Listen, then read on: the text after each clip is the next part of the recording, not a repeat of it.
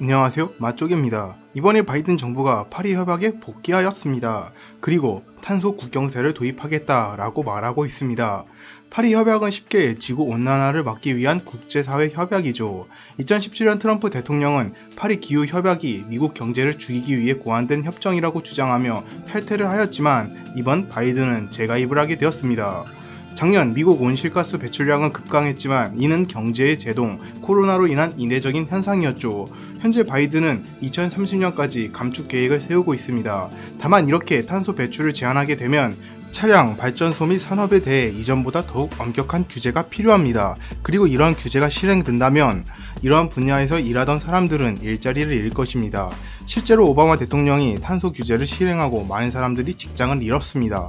여기서 트럼프 대통령이 파리 협약에 나오면서 다시 제조업에 활기가 돌면서 이러한 활기가 일자리 창출로 이어진 적이 있습니다. 바이든 대통령이 화석 연료 노동자들에게 한 약속은 엄청난 노동력을 필요로 할 것이라고 노조 관계자는 말한다. 이 기사를 살펴보면 바이든이 이렇게 일자리를 잃을 수 있는 사람들에게 좋은 급여를 받을 수 있는 일자리를 유지하겠다는 약속을 했고 이 약속을 지킬 방법을 찾아야 된다. 하지만 이 약속을 지키는 일은 절대 쉬운 일이 아닐 것이다 라고 말하고 있습니다. 그리고 얼마 전 미얀마에서 쿠데타가 있었습니다. 쿠데타를 일으킨 군부 세력도 쿠데타를 당한 전 정권도 둘 다 소수민족 학살을 한 조금 상식 밖의 정권들이죠. 아무튼 이 반쿠데타 시위 중에 총을 맞아 민간인이 사망하는 일이 벌어졌습니다. 20대 여성이 미얀마 쿠데타 반대 시위에서 머리에 총을 맞은 후 사망한 것입니다. 또한 중국은 중국과 인도 국경에서 충돌이 있었고 군인 사망자가 있었다는 발표를 했습니다. 2020년 6월 히말라야 국경에서 충돌이 있었고 4명의 군인이 사망했다고 처음 발표했습니다. 45년 만에 분쟁 지역에서 발생한 치명적인 충돌이라고 합니다.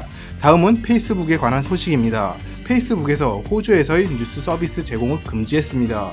호주 국민 중 30%가 페이스북을 통해 정보를 얻었다고 합니다. 그리고 최근 코로나에 관련된 위험한 음모론이나 잘못된 정보가 페이스북에 의해서 퍼졌고 이는 국민들의 건강에 피해가 갔다고 합니다. 여기서 호주 정부는 페이스북에게 뉴스 사용료를 지불하라는 요구를 했습니다. 플랫폼 기업의 뉴스 사용료 지불을 법제화하겠다는 것인데 이에 페이스북은 자사 플랫폼에서 뉴스는 콘텐츠의 4% 미만을 차지한다고 밝히며 플랫폼 서비스의 극히 일부라고 주장하며 이를 거부했습니다. 이러한 돈을 지불하지 않고 페이스북은 호주에서의 뉴스 서비스를 중지하기로 한 것입니다. 여기서 호주 정부는 페이스북은 거만한 조치를 했다라고 말했습니다. 또한 이 일은 전 세계가 주목하고 있다. 우리나라가 어떻게 대처하냐에 따라 다른 나라도 이러한 결정에 뒤따라올 수도 있다. 지금 빅테크가 세상을 바꾸고 있을지도 모른다. 하지만 그렇다고 빅테크가 세상을 운영해야 된다는 뜻은 아니다 라고 말했습니다. 호주 언론 역시 이러한 결정은 페이스북이 독점적인 지위를 이용한 불합리한 행동이라고 말하고 있습니다. 그리고 이렇게 호주 언론을 페이스북에서 사라지게 하는 것은 반민주적이며 권위적인 조치라고도 말하고 있습니다. 마지막으로 미국과 이란입니다. 바이든 정부가 들어서고 이란과 미국이 여러 이야기를 나누고 있습니다.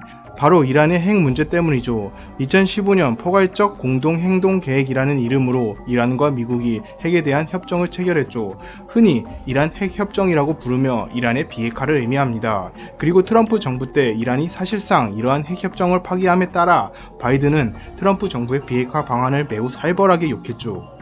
하지만 지금 바이든 정부가 하고 있는 중동 정책으로 이란과의 미국의 관계는 오히려 더 살벌한 얼음판을 걷는 듯한 모습입니다. 바이든 정부 이란 공격 테스트 실패라는 기사를 살펴보면 15일 이란 무장단체가 이란에 있는 미국의 기지를 공격했습니다. 지금 이란은 바이든 정부가 이러한 테러에 대하여 어떻게 대응할지 테스트하는 것으로 보인다. 초기 징후로 봤을 때 미국의 관점에서 보면 바이든 정부가 테스트에 실패했음을 시사한다. 이 공격으로 미국인 계약자 1명이 사망했고 미국 서비스 요원 1명을 포함한 5명이 부상을 입었다. 이란은 여기서 이러한 사실을 숨기려는 노력조차 하지 않고 있다.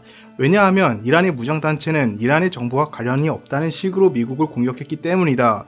바이든 정부도 이번 공격에 대한 군사적 보복은 하지 않을 것이다 라는 뜻을 내비쳤다. 그리고 이러한 모습은 이란의 생각대로의 모습으로 보인다. 즉 바이든 정부는 트럼프 정부에서 상상도 하지 못할 앞으로의 미국의 이익에 반하는 이란의 행동을 용인할 것으로 예측이 되어진다. 이러한 모습으로 지금 바이든 정부의 대중동 전략이 실패했음을 보여주고 있다고 이 기사는 말을 하고 있습니다.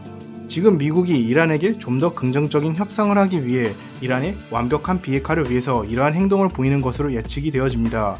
지금 이란에서는 유엔이 핵 사찰관을 금지하겠다고 위협을 하는 중이기에 미국이 이란에게 채찍보다도 당근을 주는 것이 아닌가 생각이 듭니다. 만약 미국이 이란을 잘 구슬려 비핵화에 성공한다면, 최종적으로 이란의 비핵화에 성공한다면 성공적인 전략이 될지도 모르지만 민간인이 죽었다는 것 자체로도 비난을 피할 수 없을 것으로 보입니다. 이상 맛쪽이었습니다. 영상을 봐주셔서 감사드립니다. 모두 행복하세요.